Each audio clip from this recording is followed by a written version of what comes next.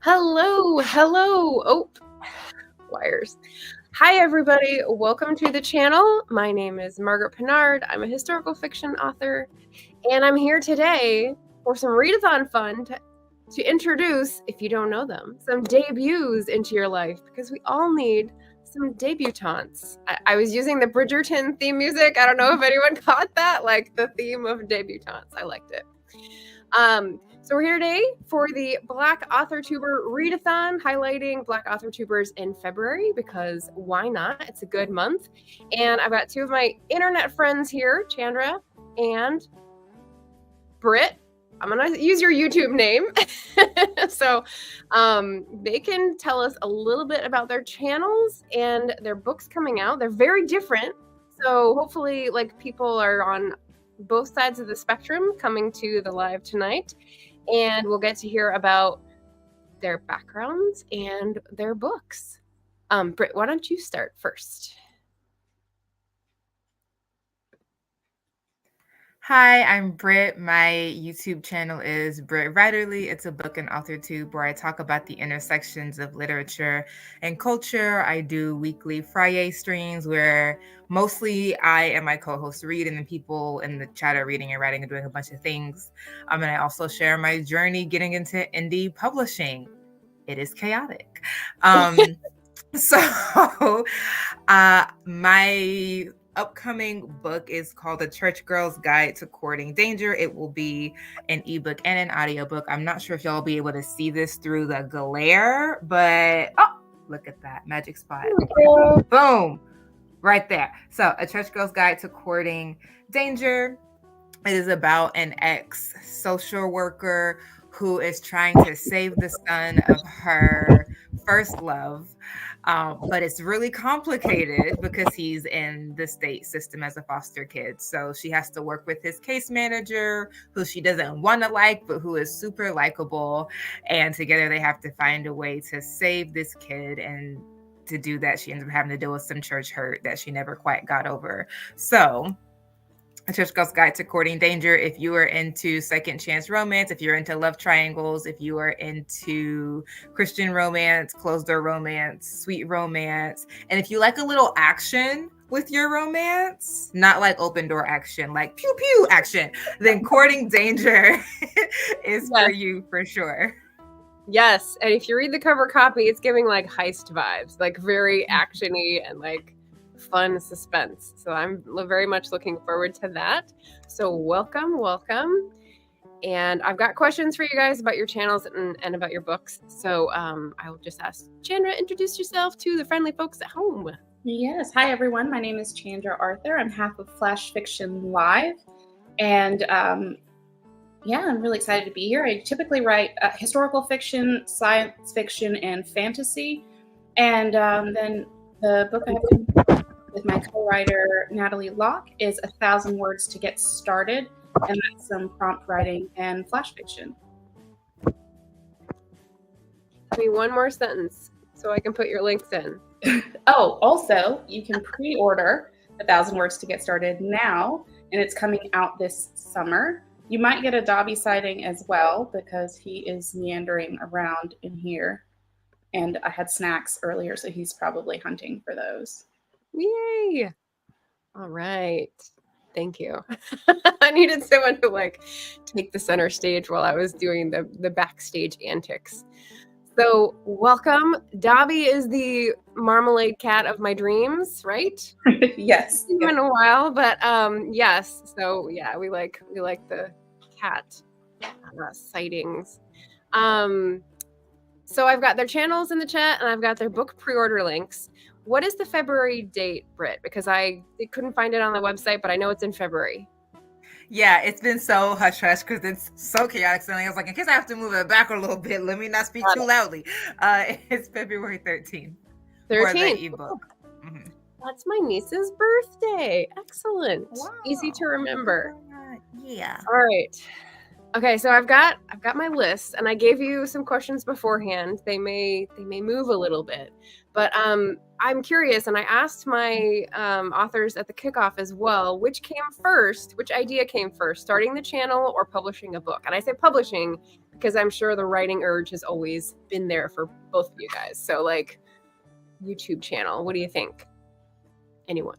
For me, it was definitely starting the channel. Honestly, how I found the AuthorTube community and how I met Natalie, my co-writer, and even Zara Hoffman and Inimitable Books, who's publishing our work. That's how I met everybody. So definitely starting the channel. Nice. It was publishing for me for about as long as I've been a writer. I've always known that I wanted to publish it.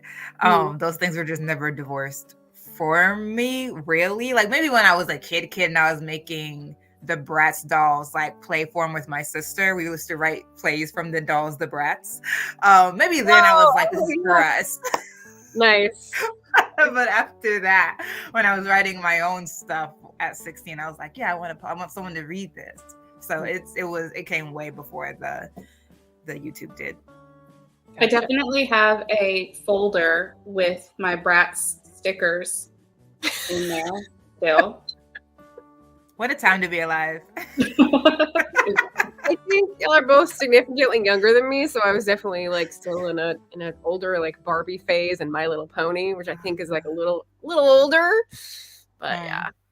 Oh, we had some more Barbies too, but Barbies didn't have stickers, or at least they didn't carry it where I was. If they did have some, I'm not sure.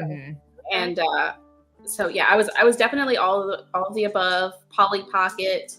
I remember the ads for those. Yeah, I forgot to say hello to the chat, so I'm just going to welcome everyone who is here, possibly people who are readers in the readathon. Leslie and Shannon, you guys are awesome. Nice to see you. And Barrett, all readers in the readathon. Hope your reading's going well. And yeah, so happy for you, Chandra and Britt. And we've got thank you. Thanks. Shannon says pew pew action, not open door action. Exactly. Good to clarify.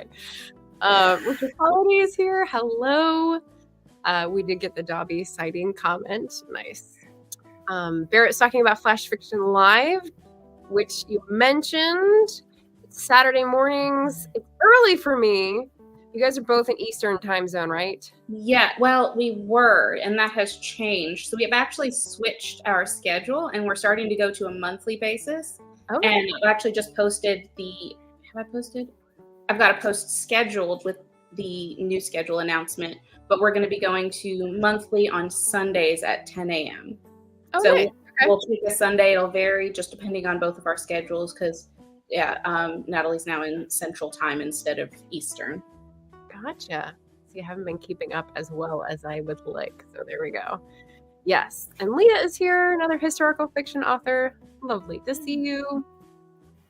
Okay, so channels. You covered what you can find there, and channels came first, and it's been sort of a long road. So my road is that I published because I didn't think I had the chutzpah to like make a channel. I wasn't ready for it when I started publishing, but you guys have both had the have a channel, get established, find a community, and then be like, okay, I've made some choices. People have helped me decide, which is different and I think maybe better.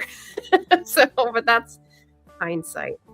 How did interacting with viewers and other members of the YouTube community and making videos yourself influence your publishing decisions? Because Britt, for you especially, I know you were talking about querying a while ago and you've been working on like academic things, and so you have all these other things going on, and then this Christian romance project came up, so I was like, whoa, okay. So yeah, how did making videos and interacting with the community affect your publishing decisions?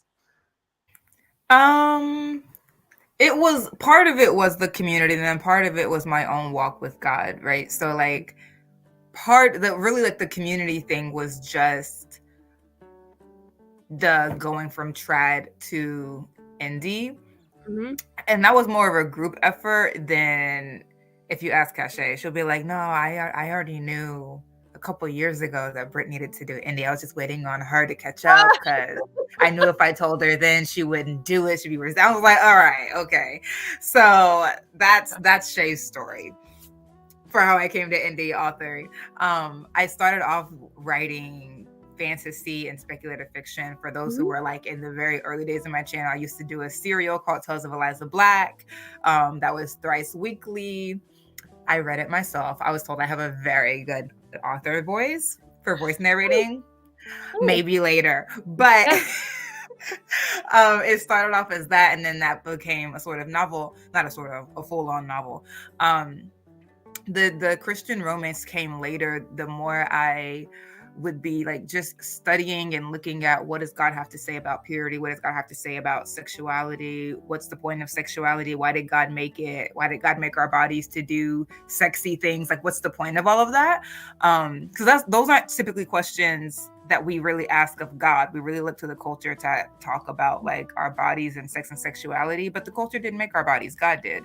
So I'm like, hi, how you doing up there? Why this? And so the more I was reading about it, and studying it, the more I realized that the romance genre writ large isn't really set up to steer us towards a God-centered view of our body, sex, or sexuality. And for Christian women, that's a struggle because you want to read this genre, you're reading it a lot, you're taking it in, but it's hard to guard your heart when the value system is not based in yours. And so I wanted to write Christian romance where women who love God could read it and not feel like, well, let me flip past the sexy scenes, or this romance is kind of toxic, but I love me a toxic man, but not really. I'm just like, it's just hard, like the cognitive dissonance of all of that, like kind of, but not quite kind of thing. Like that's a lot to do. And so I really started feeling moved, even though early in my channel, I was like, I will never, ever, not ever write romance. I can't do it. Even though I love banter. I love writing a little bit of swim through. I love it. And my critique partners are always like, I love the banter over here. I'm like, yes, in a scene, but not in a novel. But the more I felt called into it, and the more I was like, all right, Lord, you're showing me these things. What am I supposed to do with them? Then I was like, well, dang, now I feel like I have to do this thing that I said I would never, ever, not ever do. And so here I am. And it's the first book of all things. Yeah. That's something. It's awesome. That's really cool. Chandra, publishing decisions. So I never thought that it would be a nonfiction, first of all. It's not something that definitely came out of the process, out of the channel, out of, meeting Natalie and us becoming co-writers. And I mean, it just kind of snowballed. It started with just a prompt that she was working on, and I was like, hey, send me that prompt. That sounds like a lot of fun. I'm going to do that. And then it turned into Flash Fiction Live. And then we had this idea of like, as we would write, we had these different challenges that we were doing. And it's like, she could pick out the things that I'm doing repetitively and like call out my writing idiosyncrasies and just be like, hey, I don't know if you did this on purpose or not, but did you notice? And then I'd be like, that was not intentional. Yeah. And then it was kind of, polishing, honing, and like thinking about ways to improve. But then enjoying the non-committal nature of flash fiction. I can sample any genre, any point of view, any voice that I want to, and put it back on the shelf when I'm done and be like, that was hilarious. Let's never do that again. Which sometimes you'll see on Flash Fiction Live until it comes back around and I'm editing it and I'm like, why did I do that? But it definitely has given me a greater window into my own writing. And then that passion for that experience just kind of came out in this book that we made together. And it was just also stickers. We had to have stickers. Once we started talking about, so there's in the back of the book, there's going to be sheets of stickers, and you'll take your words out to pair with your prompts. Oh my gosh. So it's very choose your own adventure. You can write any genre. You can like any POV, any voice. You get to basically alter the prompt. So no two prompts are going to be alike. We could sit down, each of us take the same prompt, choose completely different words, and go from there. And instead of having to like flip back and forth to check the spelling because your girl can't spell, stickers, and you just pick it up, put it over, and you're ready to go. Yeah. Okay. Well, I will still hang on and wait for news of the historical fiction that I know you were like brewing on like a couple years ago. Yeah. Yes. It's still in the works, still very much in the works. Cool. Did you guys have examples to follow? So I know you've got critique partners and co-writers and Friday buddies. Like I see you definitely interacting with other people, sharing sprint time, or other authors that were influential in like which direction you decided to go. Shay's an obvious one. I saw a lot of people self-publishing, and I even got there's a book out, it's like a planner for publishing your book, and I ordered it and I have one and it's on my desk, and I look at it and I flip through the pages of this book that I ordered and I'm like, couldn't be me. I could never. There's so much that goes into it, and with my job and writing and promoting on social media and all of that other stuff, I'm like, this admin side is too much for me. And mad props to people who do it and do it well, because it's a lot. Yes. So that's how that decision shook out for me. Nice. Wait, what is this book? What? Let's see. The self-publishing book? Yes. Oh, the planner, you mean? Yeah, let me grab it because I've got it in my office. Okay. That sounds interesting. Margaret, remind me of the question. What was it? Did you have examples to follow, other YouTubers or authors who helped you decide or influence your decisions of which way to go or which genre even, Yeah, I mean, well, I never really chose I'm not leaving fantasy. I have much more fantasy written, like full drafts of novels written in fantasy and spec fic than I do in romance. I have Courting Danger. I have the sequel to Courting Danger. And that's what I have. And then I have ideas of other romances to do later. But after I do this duology, I'm going to spec fic, and I'll be in spec with Ficland for a while. So I'll intersperse romance through that. I don't feel like it'll be that big of a deal because it's two different pen names. But as far as like choosing genres, the only choice was, do I want to do romance as well? But it's not choosing to do one or the other. The book launch planner. And like Shannon said, it is by Mandy Lynn, who actually also did our book cover for 1,000 Words. Oh, cool. Yeah, so that's Unity, there you go. Full circle. Mercy. Also, it does come with stickers. So the book launch planner does also come with stickers. Let me look on Amazon real quick, because the way how. When I tell you it's been chaos, it's been capital C chaos. Yes.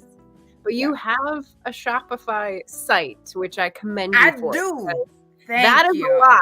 That is a lot. I looked into it and I went a different route, and that also didn't pan out. So, don't regret your decision. It's up and it's working. So you're good. It's up and it's working. So, but yeah, it's a lot. I mean, the book is coming out next Tuesday, and I'm like, I still have things. It'll be on Kindle on the day. Before, no, don't look for it. But on the day, it will be there. Yeah. And the audiobook to follow. Yes. Mind your business. Like it's capital C chaos. Yes. And as soon as I see it up and I have an ISBN, I'm going to import it into Storygraph so that I can keep that in my list of books. Yes. So with that question in mind, I don't want to put something else on you, but are you planning a celebration when it gets out? Because are you talking to me? Both. Both of you. Yeah. You want to reward Chandra, yourself? are you planning I have some ideas. I haven't finalized anything, but I do have some. Hopefully an in-person event will be happening. I know we'll have some other online stuff. I'm really glad you asked about that, so I can put it in the planner to plan for that. Because I think it's been so far out in my mind of it's been a goal to publish something for years, and it's one of those things. I do a 300 things So it's not like, oh, if you don't meet all of your goals, you have failed and you're a bad person. They're more of like long-term, you kind of roll into it and build on it. So this has been something that's moved from planner to planner to planner with me of like, I want to publish a book. And it's like, now that it's happening, I'm like, oh, panic. Everyone look cool. So I'm still like, figuring all of that out. And I think we've had a lot of good conversation and some ideas. But to answer the question shortly, we have not nailed anything down yet. Okay. Yeah, I mean, when I think back, 2013, my first book, I wasn't in a bookstore. I wasn't on a channel. Like, I don't know what I did. I don't remember. I remember my third book had a launch party. Like, I contacted a bookstore and had a party and like invited people. But, that was 3 years later. So it's like I had some experience. So the debut is just like, there's so many things that are new. It's just like tennis balls coming at your face. You're like, what am I supposed to do? So, yeah, it's the tennis ball feeling. Yeah, it's the tennis ball feeling. Maybe for the first spec fic, but for the romances, just because romance has a shorter in between time between books. So hopefully the second one, To Courting Danger, will come out later this year. Later this year will still be crazy town for me because I'll still be transitioning out of grad school into my job, whatever that job is. Right. So it's likely that the first spec fic, which hopefully will be around this time next year, I will be more settled to have a sort of launch party. But at this point, I'm just going to put a praise on it when the book come out, and then we're gonna move on. I'm gonna keep trying to stay above water on social medias. Yeah, take a moment, appreciate it, feel it. Next thing to come for sure. When I look at your about sections on your YouTube channels, it's got Instagram, and Chandra has like all the things. And so my question was going to be, are you on other platforms, and do you see a difference in terms of your ability to connect with people? Comparing, is YouTube better, worse, or your visibility for like people finding you, participating, learning about your channel versus your Instagram channel? It's not called a channel, whatever it's called. Your page? Yeah, account. Instagram account. Yeah. Yes. So I definitely need to update what to what I actually use on YouTube, because I do have profiles on everything that's listed there, but what I'm active on has changed a lot, and I think that social media has changed a lot as well. Like, I'm not an active TikTok user. It's too much. I doom scroll and I lose sight of the things that I actually want to get done.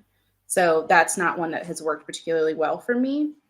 I do like Threads. I've spent more time on Threads. There's a lot more conversation there and a lot more people who are looking to engage.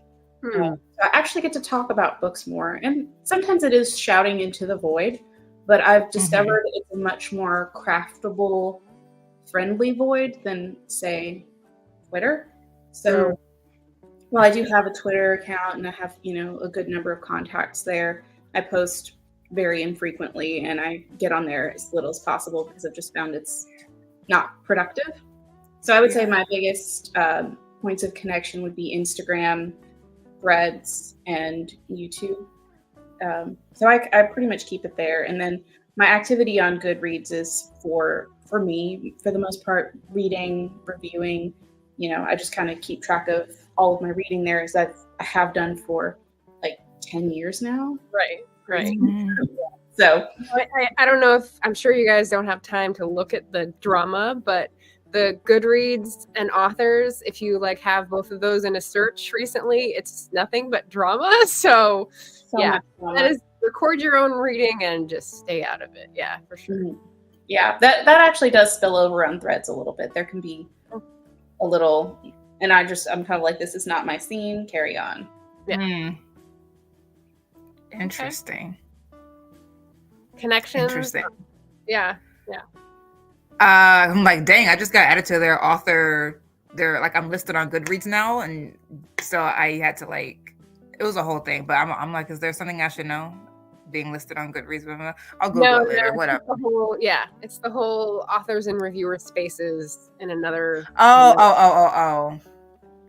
girl. Nonsense. Anyway.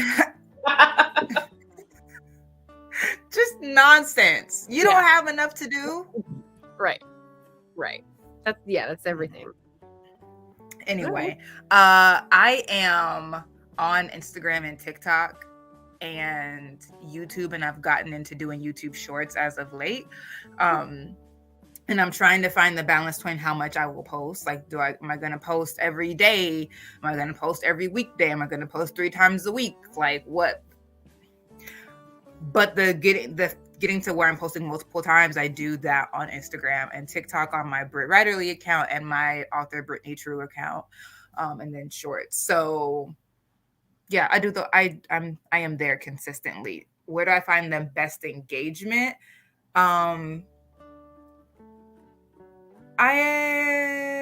Instagram, really, but I've been on Instagram for longer than TikTok.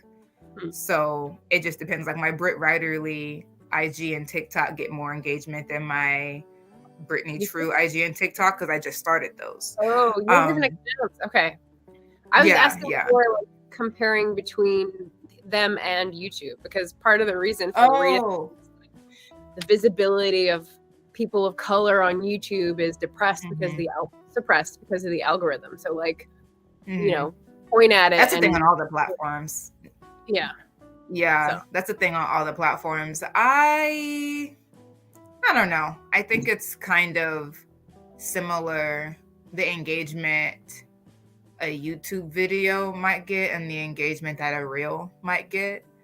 And who knows, that may change to being more interaction on Instagram after the book comes out and my name circulates and people get to know me, you know? So like, we'll see. Right now, I'm just trying to be consistent to where there is something there when people are like, who is this person who just wrote this super awesome book? But pew pew. Yeah, so I'm just trying to be there when they find me. I think it's too soon to tell which one is getting the best engagement. Right now, it's kind of breaking even between Instagram and YouTube. Cool. Should I keep an eye out for a hashtags pew pew? It feels like when you give yourself your own nickname and you're like, you can't do that. People that adore you have to do that for you. And I'm like, please, someone adore the book and do hashtag pew pew, please. Yes. Noted. All right.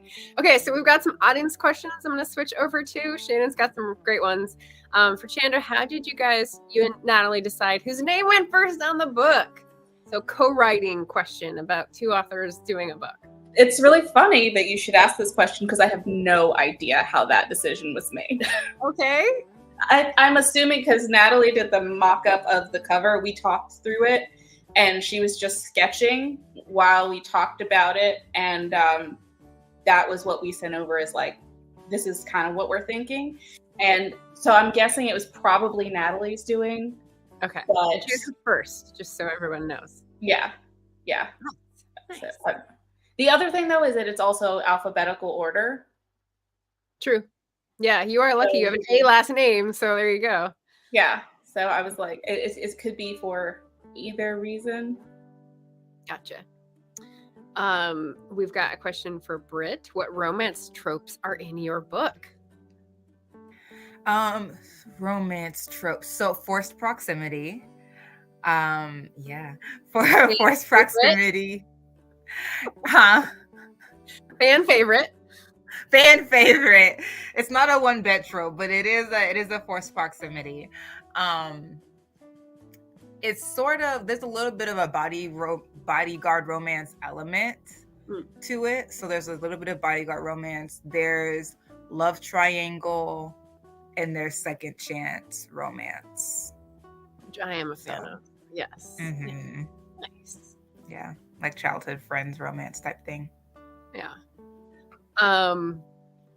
Yeah, romance tropes. I just read our friend Tiffany T.L. Russ's book Speed of My Heart, and it's small town, and it's cop romance, and it's like big city girl, and it's all those things that people are making fun of, but like it's done so well.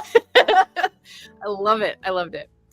How about what romance tropes do you feel work best for writing Christian romance? Is there a synergy there? I think it just depends on how you do it. I just finished reading this book, and if you watch my like new series, Girl, What You Reading, it was the first one from that. So what is the name of it? The author's Felicity Elaine. The book is Withered Rose, and she is doing a dark mafia Christian romance. Like, that's what the book is. And okay. Right. And so I was like, how are you doing that? And I read it and I'm like, very honest. And it is, and basically it is a mafia Christian, it's a mafia romance like setup, and that like it's usually a forced marriage or forced proximity type of things from a innocent girl who's like sort of bystander energy, where it's like, who are you and how am I attached to you? And then this overbearing alpha male who is like mine. So it's kind of that's generally the makeup of the series of the genre or subgenre, and it's that, but it's the bystander is a Christian woman, and she's like, okay, how do I show the love of Christ to this man who is now my husband, and I want him to be good to me, and I want him to come to a level of God. I'm gonna have to show that to him in my actions, but which does not mean that she's like, I love you. She's like, you're a categorically attractive man, but marriage is a sacrament to me. The fact that we're married, if I don't feel like your heart's in it, I can't really square that. They don't have sex in the book, even though they are married, because she's like, I don't love you. That feels disingenuous to God. So it's just, I think any trope can work as long as you enter it and navigate it with Christian values. We live in a very dark, very complicated world, and Christians traverse in the world every single day through complicated circumstances. The only difference is I'm moving through this in a way that would make my Heavenly Father proud. I'm asking him, is this what I should be doing? Or I don't want to do this, but no, you want me to do this? Give me the strength to do this thing, right? Like, so I think any trope can work, and any genre, subgenre can work, as long as you are willing to be committed to those Christian values. Even if your character fails at them sometimes, it's then that repentance, right? So I think there is no like perfect synergy one. I think we should have representation in all of them. Excellent. Dig it. Nia's here to say hello in the chat. Hello, Nia. Nia is also a debut author under her known pen name, so I was trying to tug her on here, but we couldn't get the schedules to fit. So happy debut to Nia this year. We had one more from Shannon for Chandra. How are you, Natalie, marketing the book and splitting those duties beyond what your publishing house is doing? Yeah, marketing. So we both do a lot of posts on social media. We have a little bit of overlap, but I had mentioned before that TikTok doesn't really work for me personally, but Natalie does a lot of the posting over there. So we talk about that, what days we're posting on, that's kind of staggered between us. And that partially is like, by conversation, but also what works for either of our schedules. And then everything else, I would say we divide pretty much 50-50. Are you sharing an account for the book, or are you like tagging the same hashtags, or how are you connecting each other's accounts? We typically tag each other and keep it all from our own accounts. Okay. And then but we do share some things on the back end, like Natalie has admin rights on my not Canva. Well, yes, we share stuff on Canva as well. We're like on each other's teams. And then with StreamYard, we have access to each other's teams. So we do like a lot of the same. We coordinate colors when we're doing posts and planning our backgrounds and our thumbnails and stuff like that. So we do coordinate a fair bit in those ways as well. But I don't think we've not really had a conversation about splitting tasks per se. It's usually just kind of we lean into what each other's strengths are, and then if something's going on, Natalie will pick me up and run, and then if I'll pick Natalie up and run, and we just really do it together. Awesome. Yes, picking each other up and running. Speaking of like teamwork and dream work, since Shannon is here, I will take this opportunity to pause and shout out that we're going to do another watch party for the AWC.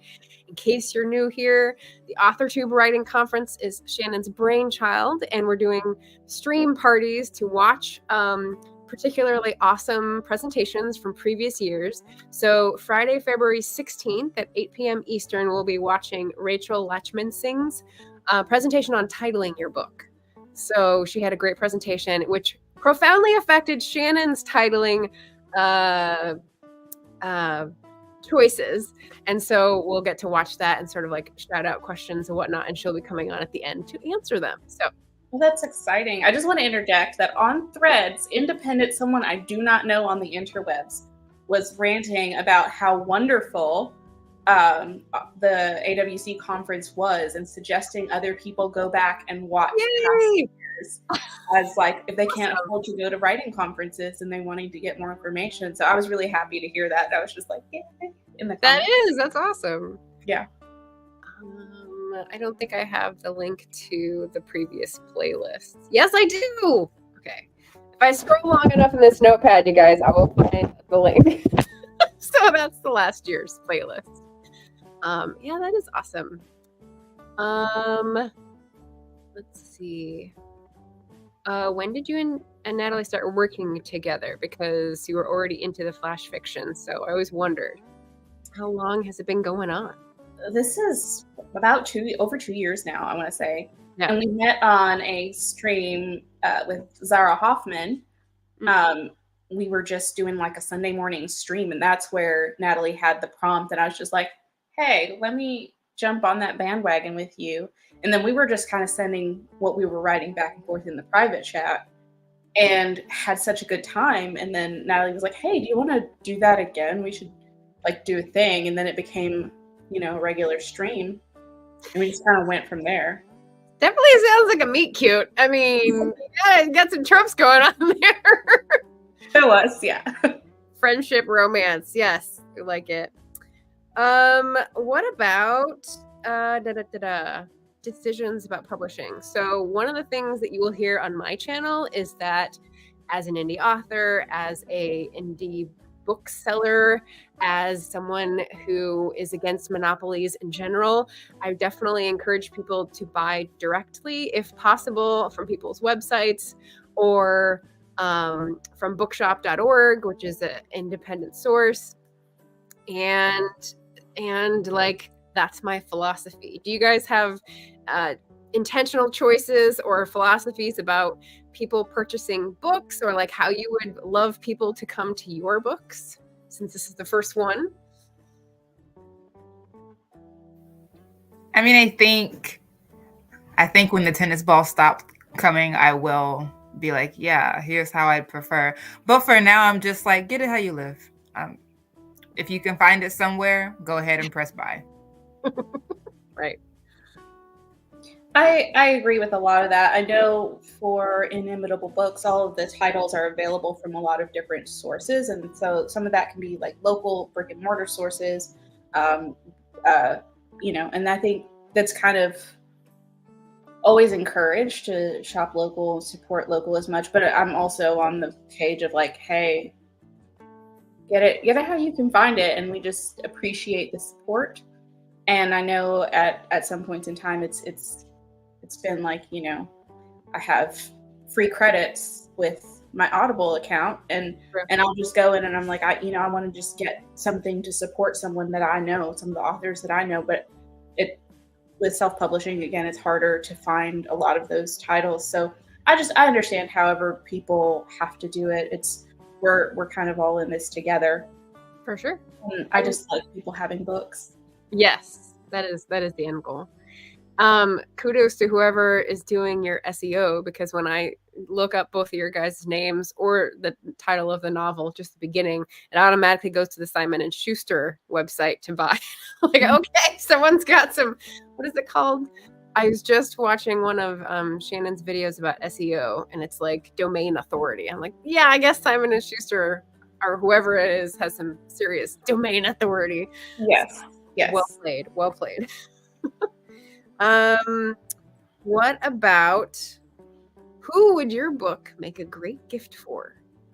Who could you picture receiving this in the next months to come and being delighted with your book, your debut? I've been saying this a lot on my social media posts for the book, but anybody who is like, in 2024, I want to write more, then this is perfect for them, because it's like any genre, gets you started. There's stickers. You can, follow through, but it's also good for any level of writer, because there are, the prompts and then the challenges. So you can make this as easy or as complicated as you want. And we wanted it to encompass our experience of going on this flash fiction journey together, and to kind of have that be reflected in the book. And I think it really is. And so, yeah, if anybody wants to write more in 2024, this is the way to do it. I believe that was on many different resolution videos that I watched for 2024. So that's excellent. And yeah, that's just like you're both saying, and you're buying the book journey, like it's meeting you where you are in writing prompts and in, buying opportunities. Yeah, makes sense. I think Courting Danger is a good gift for anyone who really likes clean romance and who is like, I want to get into more Christian romance, but they're all corny. Courting Danger is not corny. So yeah, I would say people who are into like closed door romance, people who are into like really sweet, slow burn romance, and people who are like, I like romance, but I like the subgenres of romance. Like, I don't just want a domestic romance. I need there to be something popping off. Like, they like cozy mysteries. If there's someone who's like, I like cozy mysteries a lot, I think that Courting Danger would dovetail really nicely with their interests, because there's romance, there's also a lot of action, there's a little bit of mystery, like what's going on, how is this happening? Nice. It's hard to balance all those. Yeah. It is. Like, one of my favorite series is historical, mystery, and romance. And so like having all those three, and they're all working on different levels, is like MacGyver level. It's plate spinning level. It's hard. So I'm excited. All right, so last chance for questions for the authors. I did have some other ones which are more like channel related, like what's your favorite type of video to make? What's your favorite type of video to watch? It's like not on your mind right now. You're like, can I just do this on autopilot and come back later? I need some more time. Truly. But yeah. Truly. I haven't really posted anything that's not a live stream in quite some time. It's just the editing that takes so much time, and all of that. I think wrapping up school, all the things, it was just not a good fit anymore. That being said, I really missed the vlogs, because I felt like they were so fun, and whatever I was doing already. I know I had one where I needed to redo my office, and I was painting, and I literally just vlogged that, and kind of putting just making this is my workspace. I am making my workspace. So I had a lot of fun with that, and I do miss some of the creativity around the vlogging aspect. Yeah. Definitely lives have been the most consistent type of video, because Fridays, like, even when I'm like, I can't do anything right now, Friday has been consistent. Like weekly consistent. A lot of other videos I've wanted to do weekly that like I do them for a while and then I'm like, I can't sustain this. But Friday, like, reading sprints are very easy to sustain because they're very conversational, and I'm not talking the entire 2.5 hours. We're sprinting for 30 minutes. We're sprinting for 45. We're doing that a couple of times. Chat, reading the comments. Y'all have a good day. So those are the easiest ones to do. But I do have fun with like ones where I can just chat about a book that I'm reading, and people by now know me well enough to know it's going to be, what's the watchword? Right, chaos. So you're gonna get the entire book. I'm gonna spoil it and be like, oh, spoiler, everyone already knows. Like, if you're watching something from Britt, it's probably gonna get spoiled, and she's gonna tell you the entire story off of you asking her just what she's reading, which is a simple title by author. But I'm gonna be like, it's I can't remember the name, but it's about this, and I can't remember her name, but his name is this. I can never remember the women's names. It's like I'm cutting them out of the story. And then I go through and I'm like, and I can't believe she like, and then like, it's called and I think her name is some. But anyway, well, now you're going to make me ask you what you're reading. I know there's several readathons for Black History Month. There's Missy Elliott, which I know had some cool prompts this year too. So what are you guys reading? I'll give you a moment to remember the titles. I'm going to share 2 of the ones I'm reading. I'm going to do a Wednesday wrap of my first 3 Black Authortubers books this month. But the other books that I'm reading are just for fun. Vera Wong's Unsolicited Advice for Murderers, which is pretty entertaining, by Jessie Q. Sutanto. It's very funny. It's this older Chinese woman in Chinatown in San Francisco, modern day, and she's just in everyone's business, and someone breaks into her tea shop and she is sleuthing it out. So pretty funny. And then the research book is Scotland and the Abolition of Black Slavery, which is an academic essay tome about the late 18th century, early 19th, and hopefully will influence where I'm going in Scotland in a few weeks. So reading that one. So currently reading titles, ladies. My list is that was. And so I have like 49 books on my currently reading list on Goodreads. What? That's a mood reader if ever I heard of one. I have a problem. But basically, once I start a book, I am loathed to DNF. And don't a reader. Okay. So I set them aside, and I don't give myself any limits or criticize myself at all for this. It's just a little like fun to tell everyone, and I'm just like, yeah, I know. But those books, I could really go pick them up. Goodreads is basically my bookmark. Turn to the page that I'm on and continue reading. So I still kind of know where I am, and it might take me like a couple sentences, and I'll be like, okay, here's where we are. So that's really not the best list to go by. That said, I've not started reading anything for February for Black History Month because of that.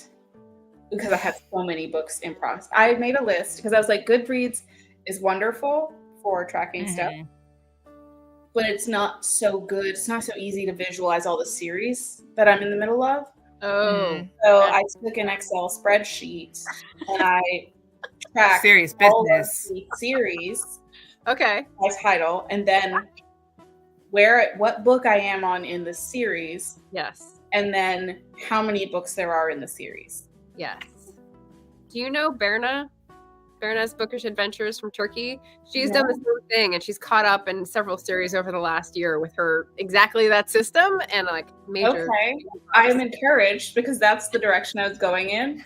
There are definitely 35 series on that list that I'm somewhere in the process of reading. Wow. So my goal is to finish some of those, and I still would like to read something for February. That's something I've kind of done every year. But I think it was last year I did a biography on MLK. And this year I have on my currently reading list something by the biography on, I guess it's an autobiography on Raphael Warnock, who is kind of regional to my area. So I have that just, I have to finish it. Very cool. Very cool. Currently reading title and author. I am. That's it. Although Chandra said more than title and author, but I won't. I think you should definitely embroider. Just no spoilers. You know anyway, they just slip out, Chandra. I'm just like, ooh, that might have been. And they're like, we don't care. They're like, we don't care no more. We don't care no more. Keep going. at this point, we're just you're the audiobook right now. And that's just how it is. They're like, you're the audiobook. And then the next week they're like, how's the book going? We left off in chapter 10. What happened? They're a participant at this point. But I am reading The Starter Act by Mia Sosa. Oh, and nice. I just finished The Gardens of Eden by Rosie Lee. And I will start at some point Delicious Monsters by Lizelle Samberry. That is like one of the very few horror that I'm like very, very excited to recommend to people. I can handle it. It was good. It was good. Mm-hmm. I keep hearing that. I've just been in a fantasy reading slump for a couple of years. I think part of it is because I tend to read what I'm writing, and I've been working on Courting Danger. So I'm really eager to launch this sucker so that I can get back to fantasy. I miss fantasy. I miss it up here, but in my heart, I'm just like, I can't. I read what I'm writing. And I don't want to read what I'm not, because then I'm just like, then I get inspired and I want to write that genre. So I'm like, okay, I need to launch this and finish at least the first draft of the sequel to Courting Danger. And then I'll feel like I can really get back into appreciating and enjoying fantasy and spec fic. So I'm hoping that I can really like read Delicious Monsters because I got it and I have it. I won it in a draw on Twitter or something. Nice. Yeah, and a giveaway on Twitter. I never win anything on those, and I won Delicious Monsters, and I was like, oh, amazing! So I have the physical book, I have the audiobook on Scribs now Everend. Like I have access to that book, but the spirit has not been with me to do that. So I'm hoping that this go round. I'm so churchy. The spirit wasn't with me. My flesh was weak. I'm trying. It'll happen. Maybe not in February, but yeah. Hopefully, we're gonna try is what I'm saying. Yes. I'm gonna open it. I have an edit to my answer. There's also a book club that I'm in, and I'm on the wait list with my library for A Drop of Venom by Sajin Patel. Okay. And here's the cover. Oh, the cover. Oh. Ooh. There we go. Wait, what? Looks cool. Wow. That's also for February. My library's supposed to get a copy soon, so. I'm excited to read my first Tananarive due because I have a copy of that, and I'm hoping to do a buddy read with a couple other folks at the end of the month. Have it on audiobook, and she's supposed to be amazing, but like I'm the scaredy cat, so I'm like, I hope she's amazing for me. So like, I hope I can handle it. We'll see. Well, you have friends. That'll make it easier. Yes, that's true. Buddy reads are the best. So, all right. Well, I'm gonna wrap us up here at the end of the hour. If anyone had any last minute questions, put them in the chat. I just want to remind people. Hello, Delby. I just want to remind people this is the 2024 debuts. Pop of Color. So go out and pre-order their books. We've got Britt Riderly with A Church Girl's Guide to Courting Danger, and Chandra Arthur and Natalie Locke with 1,000 Words to Get You Started. So whether you're nonfiction over here or Christian romance over here, like there you go. You got something to find and dive into spring and summer. We've got current reads, we've got February reads, we've got lots of stuff happening on the channel on live streams. So lots of exciting things. Did you guys want to tell us about anything happening on the day of the launch or like anything coming up in your channel planning? I would just say follow on Instagram, both myself and Natalie. We're posting, anything that we've got going on. We've got live streams coming, of course, for the next 3 months, and then we'll be posting more details getting closer to the launch date. So definitely follow along with more. All right. Yeah. Tennis balls. So really, just follow on Instagram, and that will follow on Instagram, and then I'll put something in the YouTube community tab for that also. So the socials is the best way to keep up to date on anything. Yeah, I wish I could let go of Instagram and not be bothered with it, but it's the way I have to communicate with most of the YouTubers. So there you go. Thank you, Leslie. Yes, we had a lovely time with everyone. Thank you for coming to watch. And if you're here on the replay, follow these lovely ladies' channels, and we'll see you again soon. Take care, everybody.